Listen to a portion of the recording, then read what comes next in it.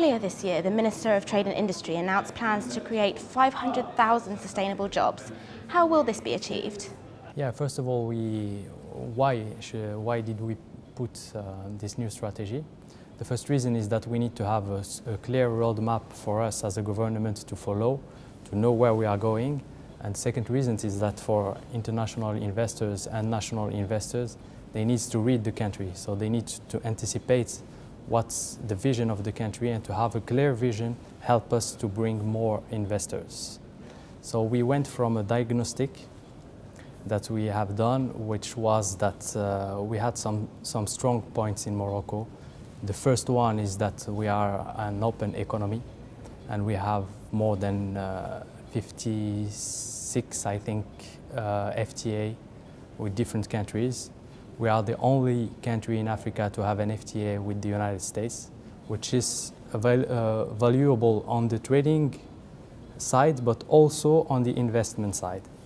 The second point is that we have a strong stability on the political side, but also on the economic side. We show strong growth, an average of 5% during the last decades, with a very low inflation, as you may know. But also on the political sides, I mean, Morocco is one of the most stable countries in the whole region. The other diagnostic that we put is that we have a strong infrastructure development. As you may know, Tangimed is the biggest harbor in the Mediterranean Sea. We have Casablanca Airport that is connected to more than 30 African countries. So given this data, we try to see how we can move from our position to more emerging markets. And when you study different cases like Malaysia or Turkey or South Korea in a certain period, you find out that they all went through a very intense period where the part of industry in the GDP was more or less like Morocco, which is 14%, to a higher number, about a quarter of the GDP, about 25%. So if we want to move to this level of development, we need to go through an intense and important industrial. That's why we highlighted, and we met all we had a special focus on the industrial sector. How important are industries like aeronautic and automotive for job creation? Yeah, it's very important. So once we decided that we are going into it, we put a clear objectives, a clear targets that we want to create. So we want to create 500,000 jobs in industry. We want to add an additional 9 points of the industrial value in the GDP, and we want our balance to be equal to 0. So what we want to do is, for the existing sectors, we want to have a higher integration rate, which means that the SMEs have to be parts of the development of the sectors. For example, if you take a Renault plant in Tangier, we want to develop all the brand of SMEs that can be suppliers for Renault plants. And this is a big factor of job creation. The second measure, of course, that we put a new industrial fund that is fully public, which will be about $2.5 billion. It's a big amount, and it's the biggest amounts that have been put in place for the industrial sector. We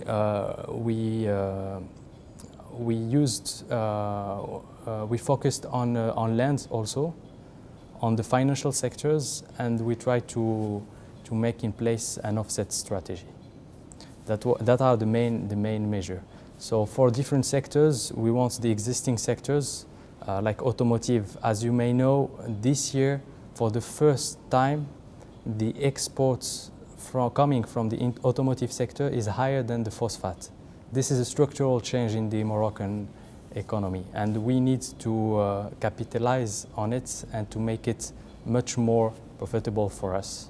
Of course, there is new sectors that we want to develop, like the renewable industry, renewable energy industry.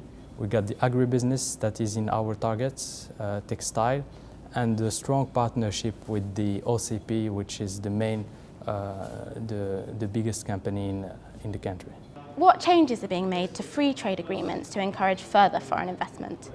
To be honest, the free trade agreement, especially the one that we signed with the United States, has still a full potential, and it will have our focus. We signed it in 2006, but the potential is huge, and we need to work on it to make it more valuable. Especially that today we are putting ourselves, we have a geographical position that put us 9-day ships. If you want to ship a container from Tangier to the United States, only 9 days. And the other development is that regarding our continent, Africa. Everyone agrees today that the next area of growth is Africa. Business community knows that better than anyone else. It's the part of the world where you have the highest return rate on your investments. And Morocco wants to be developed these past years a strong knowledge of this market, especially in the financial sector, the bank sector, infrastructural sector, telecommunications. So we know how to deal with our continent, and this could be an additional card that could be used by the foreign investors. The other important point is that what we are seeing in China today is higher wages. And higher wages means that the world will change quite quickly. And Morocco, with its proximity to Europe, wants to position itself cleverly with this new data that we have on the world global economy. We are seeing a huge interest from the Chinese investment in Morocco. When will Morocco allow private sector management of prisons, hospitals and schools, and how will it go about this? It's in the program for the health for 2015. We have a strong advancement in the education side. So it's something that is putting itself slowly in place, which is and we support it. And it needs to be done very carefully, and with the right way to do it. Is Morocco considering rebasing its GDP? I mean, it's something that we are trying to do, because now we have the perception of GDP is changing now in the world. But the most important is to create added value for us in Morocco. And this is something that we are looking at very carefully, and that's where we have leverage, and that's where we have opportunity to work on, more than recalculating.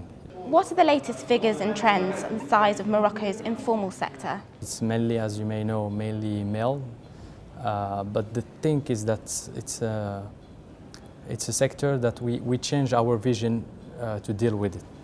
We used to fight against it. Now we want to integrate this sector. And to integrate this sector, you need to have a clear analysis of this sector. Most of this, why the complexity exists, is that most of the workers there are not,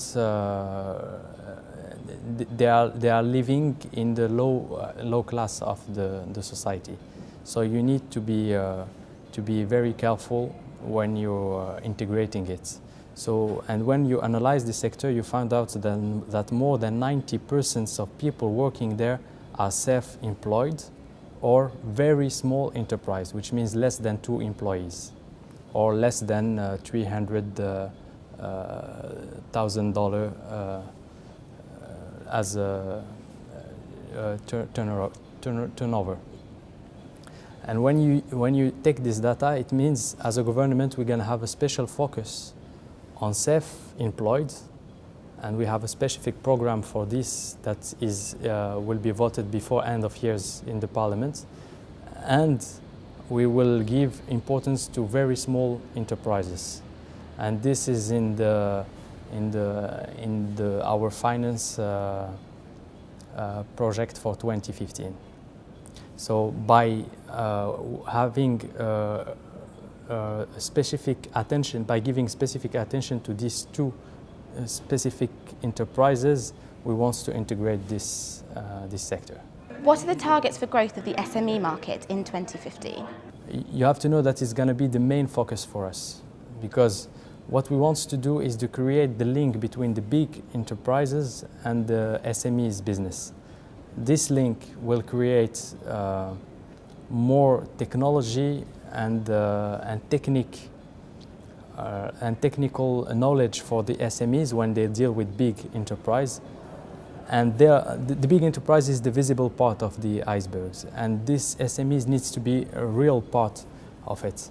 So this link will make us that will create more jobs, and if you have one job created as at a big enterprise level, you will have, we want 3 or 2 or more, maybe 5 in the SMEs level, and probably 8 in the very small enterprises.